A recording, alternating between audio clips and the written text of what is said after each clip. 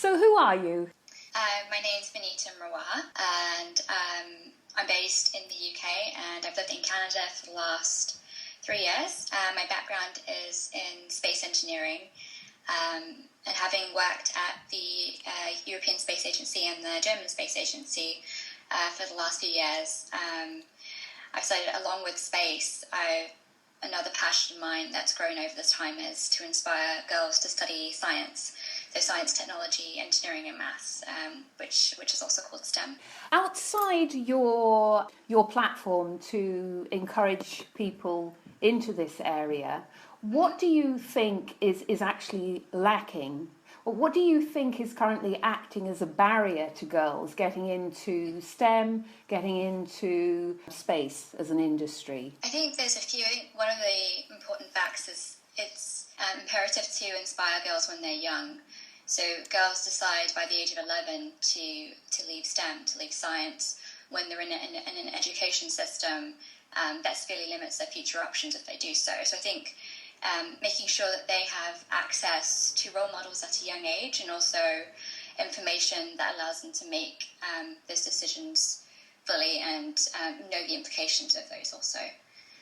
So I think, along with having access to role models, which is one of the things I'm trying to do with Rocket Women, is really bring those women into their lives. So if you're 11 or 12, you don't generally have access to women who are in the space industry or in the technology industry, and you don't really know much about that. So you wouldn't really know exactly what that job would entail.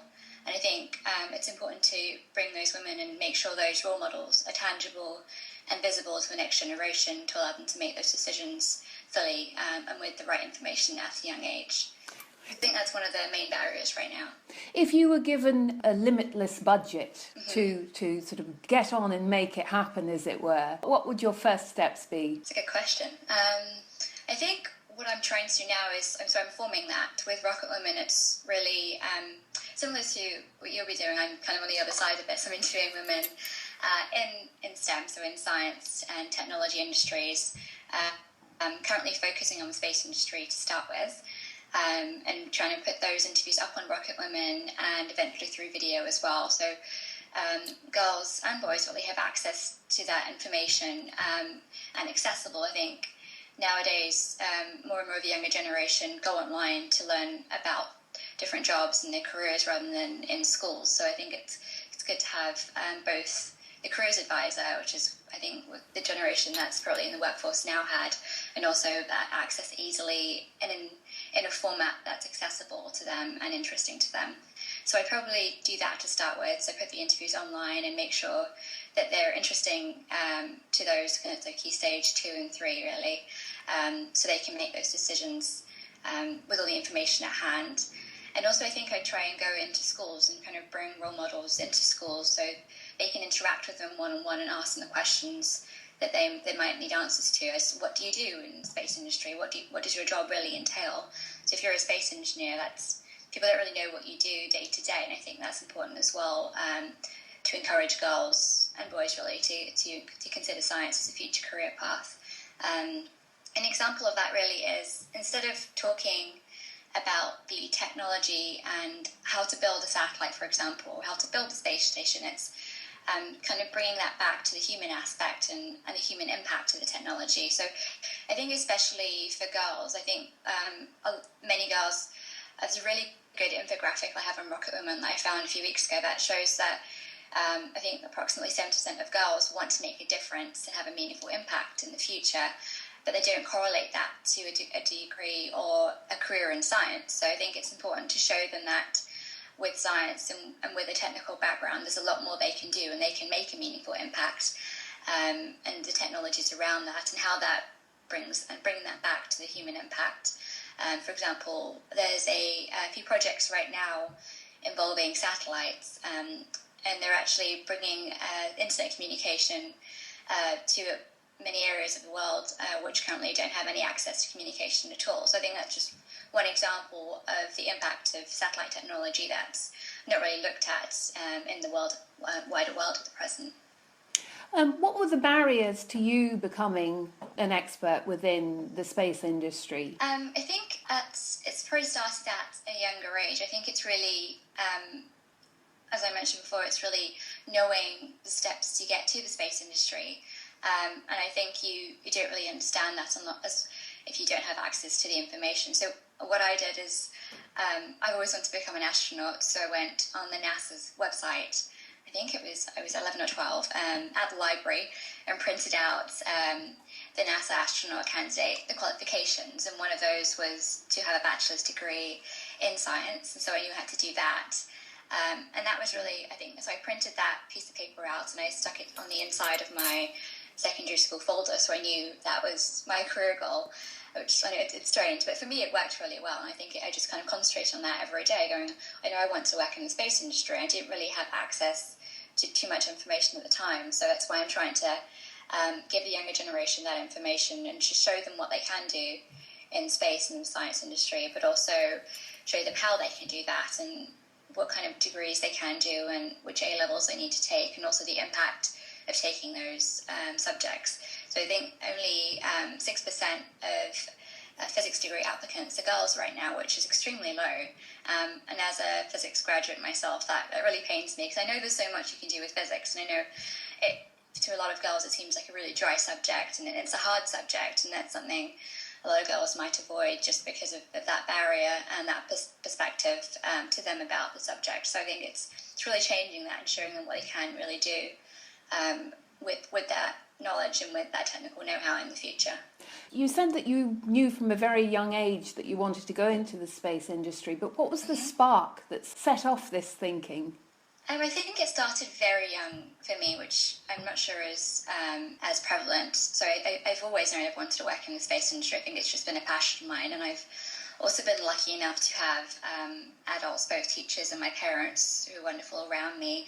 And I've always encouraged that, and they've always told me that I can have a career in space when I want to, and they've supported me through that goal by taking me to the National Space Centre on weekends up in Leicester and driving me all the way there and back, and just trying to encourage that and letting me spend hours in the library reading about science and about space.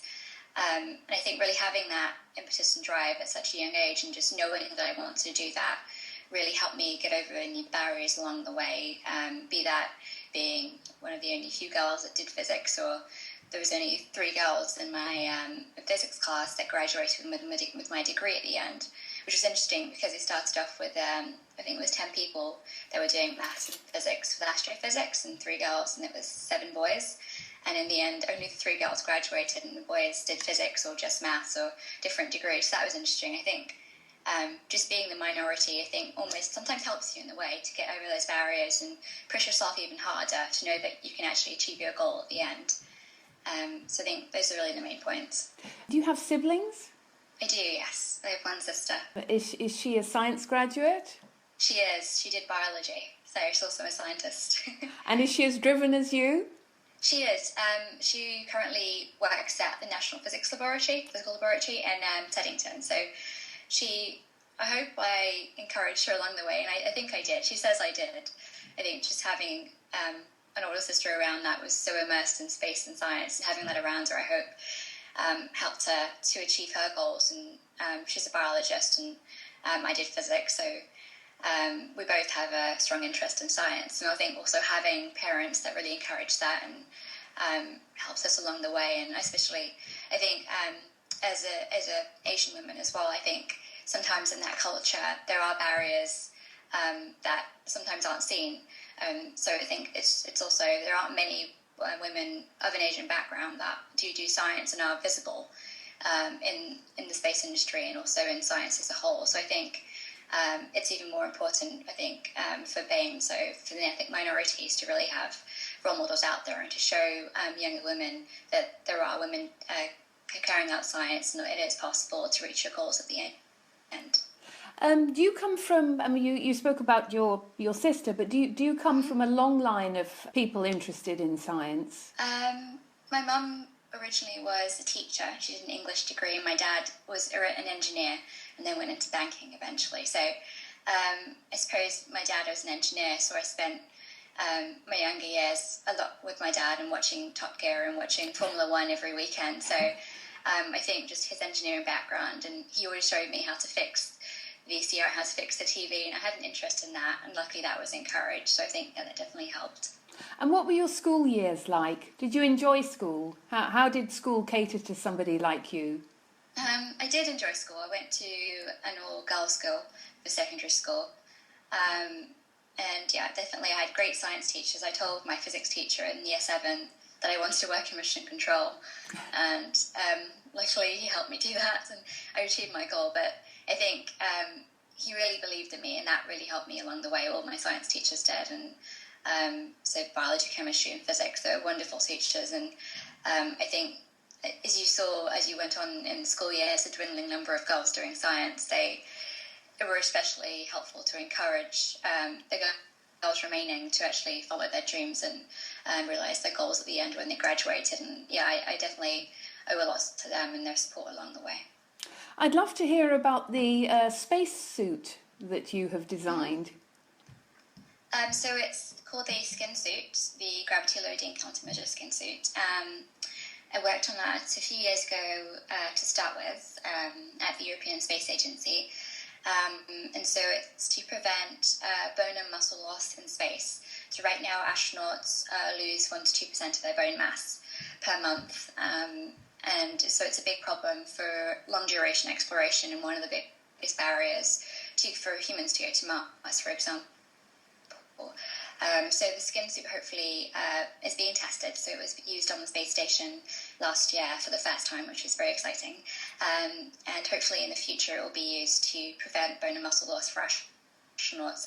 And also something called spinal elongation. So in space, without the presence of gravity, your vertebrae separate slightly. So you grow by 5 to 7 centimetres for every 6-month mission on the space station. And so the suit also helps to prevent that spinal growth, which is also very painful for the astronauts, as you can imagine. So there's a few benefits to the suit, and it's currently being tested, but we're hopeful that it could be used in the future for hopefully long-duration missions to the Moon or Mars, and who knows elsewhere.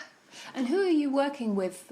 Originally it was a consortium of myself at the European Space Agency and my colleagues there, and also with MIT in Boston.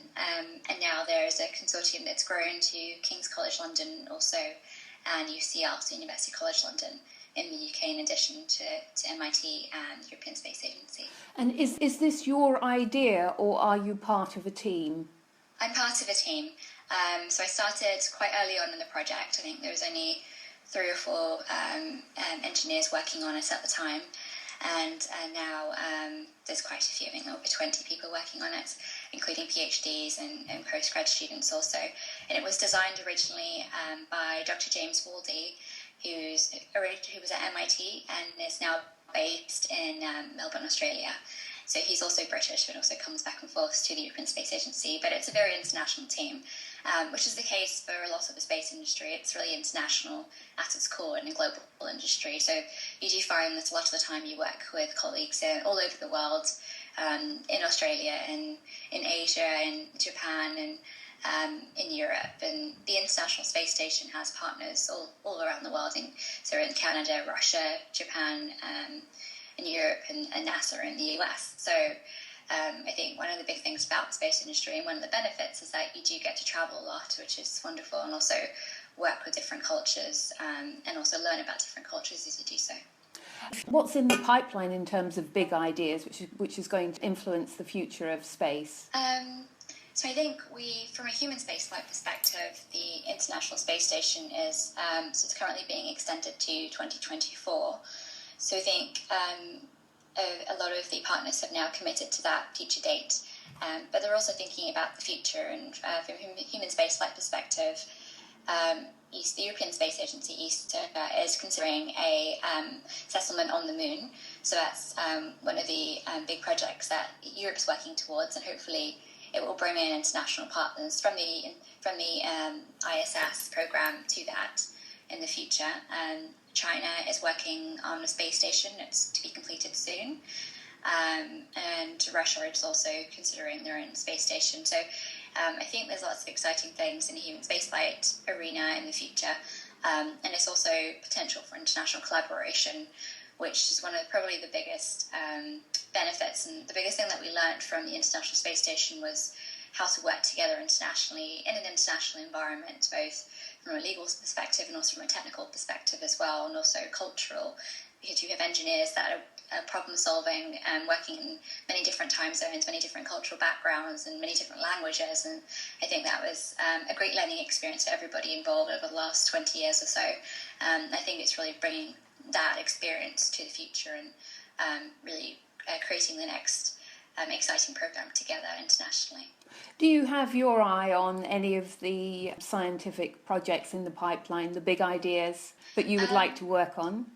I originally worked on EVA suit design, so spacesuit design. Yes. So I think that's something that I would like to work on in the future, and also operations. So I have a background in International Space Station operations. So I worked at the German Aerospace Center, DLR, on international payload operations for the International Space Station. So that involved creating experiments for the space station and helping the astronauts through them in a smaller version of mission control. So not as big as the one at NASA, but a smaller version in Germany. And also training the astronauts beforehand, before they carry out the experiments in space. So I think something I definitely like to do again in the future, and hopefully for a future project. So maybe for a moon settlement for the European Space Agency or elsewhere, really. Any aspirations to work with Elon Musk? Maybe, we'll see. There's definitely lots of exciting things going on at SpaceX and in the commercial industry. I think that's one of the biggest changes, I think, for industry as a whole, that it has become more open to the commercial sector. So a few years ago it was very government-based, and so there's NASA and the European Space Agency, and now there is a lot more commercial participation in the industry, and it's more open to that as well. So NASA's and the European Space Agency definitely had to learn how to adjust and change to providing both the technical introduction and also know-how and support to those commercial companies, and also more of a regulatory aspect as well. So that's something that's more, it's up and coming right now in the space industry, but SpaceX it's very exciting. There have been some issues about funding in relation to the space industry. Have you had any thoughts in relation to that? You're tempted to get involved in that side of things? I myself haven't been involved in the funding side. It's more of the technical side of things at present. But I think in the US, I think funding is changing to mainly NASA-based, NASA-focused to, as you mentioned before, more of the commercial sector. So with the commercial companies currently competing for various NASA contracts, I think that's really changing the basis of the industry, and it's more competitive and more efficient as well. So I think when you bring the commercial sector in, of course, there are increased efficiencies, and missions are costing a lot less than they were previously a few years ago. So, for example, it's costing a lot less to launch satellites into space, which means that you can launch more satellites at a lower cost. And there's a lot more schools and universities now have access to space, and they can easily launch a nanosatellite themselves, which only 10, 15 years ago would have been prohibitively expensive and unheard of. So I think that's one of the biggest changes. It's really increasing access to space for more people as a whole, and also internationally as well, bringing more international partners in due to the lower cost of the space industry and the lower cost of launch now. You also work as a consultant. Mm-hmm. Can you tell me about your most recent consultancy job, if it isn't a secret? I think the one I could probably talk about is I do a lot of writing as well. So I did freelance writing for The Guardian and also for American Scientist. So there's a lot more science communication. I'm also doing seminars in the UK right now. So, for example, I'm doing one at the University of Oxford in a few weeks. So I think one of the things I'm doing is consulting with universities, speaking to students, and also working on increasing the number of girls in STEM, and also helping to encourage them to consider degrees in science in the UK. Let's go back to encouraging more girls to get into STEM. Are there particular educational bodies in this country that are better at encouraging girls in than others? Better schools, better universities? Which ones do you think are the most trailblazing, as it were, in your experience? I think there's a lot more organisations than previously, I think, in the last few years. So I think one of them is STEMettes, if you've heard of them. So they do a lot of amazing work to try and encourage girls into STEM.